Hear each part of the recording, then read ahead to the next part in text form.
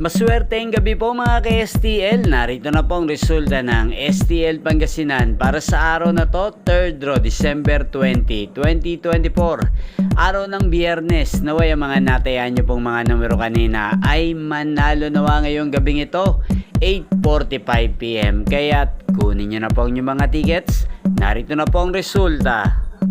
Ang mga numerong nanalo sa STL Pangasinan ngayong gabing ito, December 20, 2024, 8:45 PM. Third draw result, 25 at 34 in exact order. Sa lahat po ng tumaya kanina sa STL Pangasinan para sa third draw ng 25 at 34, congrats po sa inyo. At ngayong gabing ito sa STL Pangasinan, shoutout po natin si Kuya Albert.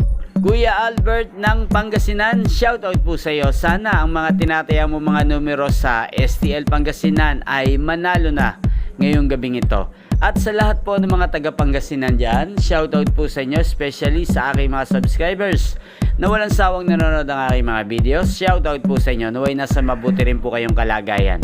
Inyo pong napanood ang resulta ng STL Pangasinan sa channel na to, Roderick Hernandez TV. Maraming salamat po sa patuloy niyo pong panonood at pagsuporta sa aking channel araw-araw. Huwag pong kalimutang mag-subscribe.